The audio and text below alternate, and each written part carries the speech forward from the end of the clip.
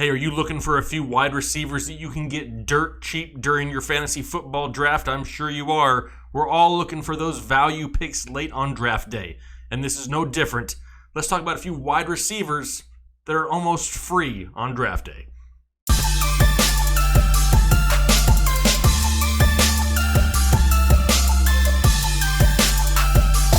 What is going on, Headliner Nation? Jake, Fantasy Headliners. Hopefully everybody's doing well out there today. Today we're talking about value. We're talking about cheapness. We're trying to find a few wide receivers that are late in drafts that could really help our fantasy football team on a season-long basis. Got a few names today, but before we get into it, just a reminder, we're going to be giving away this autographed Juju Smith-Schuster jersey here really soon. May 31st, we'll be announcing the winner. If you have not yet entered, what is wrong with you? It's free and it's easy to enter. Go to my Twitter, at FNTSY Headliners. It's the pinned tweet. It's on the top of my profile. There's a few short steps you have to follow, and you're automatically entered. We'll be announcing the winner soon. Also, our draft guide is for sale up on our website, thefantasyheadliners.com. Go check that out after this video. Tons of other information and articles up there also. But now, let's hit that like button, and let's talk some value for wide receivers here in 2019. First guy up, Kurtis Samuel, wide receiver, Carolina Panthers. And right now, his ADP is a ridiculous 153 on fantasyfootballcalculator.com. That's ridiculously low for somebody who started to turn it on late in the season last year. Now, he didn't have a huge statistical year, and that's probably why his ADP is down there. A lot of the casual type players just see the stat total and be like, guy's not good. Well, you know what? Guy is pretty good, and he's somebody we need to pay attention to here on draft day. Like I said, he only finished with 39 catches, 494 yards, and 5 touchdowns. However, the last 5 weeks of the season, he got 40 of his total 65 targets in those last few games, and he absolutely started to become a weapon that the Carolina Panthers were using on a weekly basis. He's also somebody that they're kind of creative with it. He had a few rushing attempts, and I can see that continuing here again in 2019. He's definitely somebody who's valuable to this offense. Yes, they lost #NeverFunchess, who cares? Brought in Chris Hogan, another, I don't really care. It's going to be the DJ Moore show on the outside, and Kurtis Samuel is somebody who's going to eat on the underneath routes. If you watched the Panthers at all last year, you noticed that Cam Newton just didn't look like himself. They say he's healthy. They say he'll be good to go.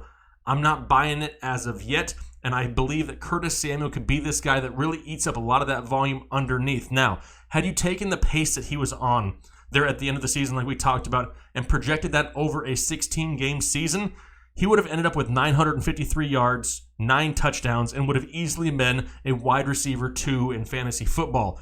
You can get him there in the 12th, 13th, 14th, 15th round, whatever it may be. He's going to be on your bench as your wide receiver 4 or 5.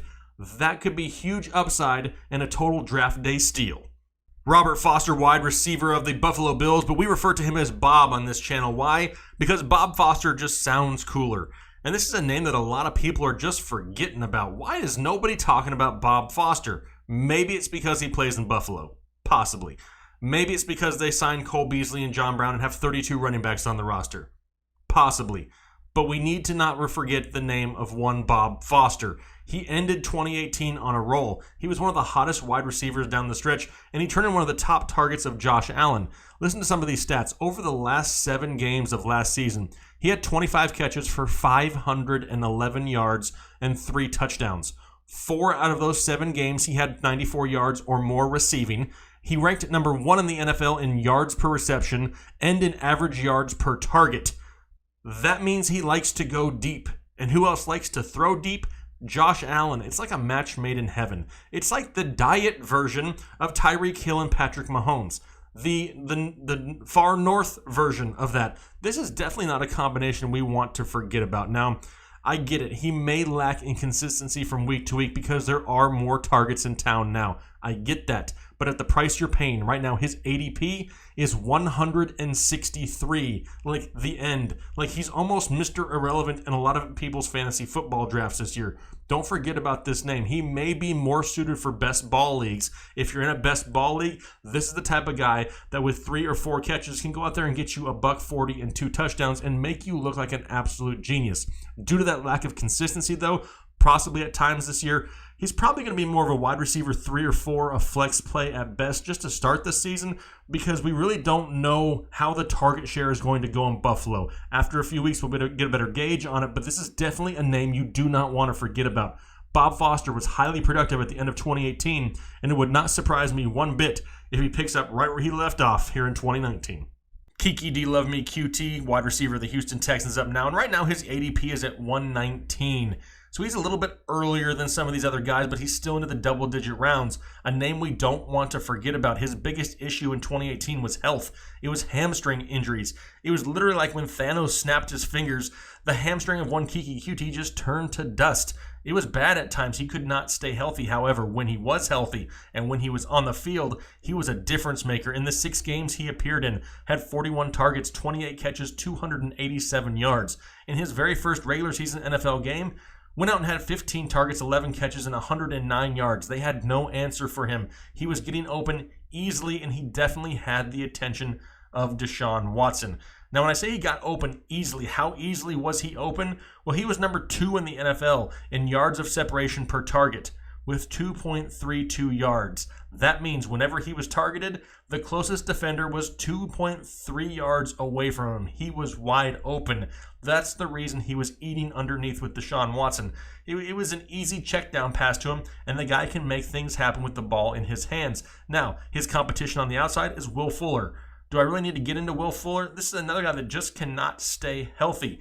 If Will Fuller misses any time, Kiki QT basically turns into a PPR monster. Heck, he might anyway. He's going to be somebody who sees a lot of volume out of the slot just because defenses can't do anything about it. You can draft him late enough to where you don't have to count on him. If you're in a PPR league, it's even better. Double-digit rounds, and you can stash him on the bottom of your bench. If he stays healthy, you could have yourself a solid flex play week in and week out. It just depends on his health. It's going to be something that he struggles with, but if he can figure it out and he can stay on the field, Kiki QT could be an absolute PPR machine. All right, those are a few of my late round wide receivers. If you have other names out there that you're thinking about or you're wondering about, put them down below in the comment section. This is one of the most interactive channels on YouTube. I answer every single question and comment we get, and I don't just put one-word answers like a lot of other channels do out there. I want to communicate with you. I want to talk football. That's part of the fun of this, is getting the community involved, and that's what we're all about over here. Greatly appreciate the support. If you're new to the channel, please consider hitting that subscribe button and let me know down below in the comment section. I would personally like to welcome you here to Headliner Nation, one of the top fantasy communities in all of YouTube. Greatly appreciate the support once again. Go check out the website, thefantasyheadliners.com. Hopefully everybody had a great holiday weekend, and we'll talk to you later. Thanks. Bye.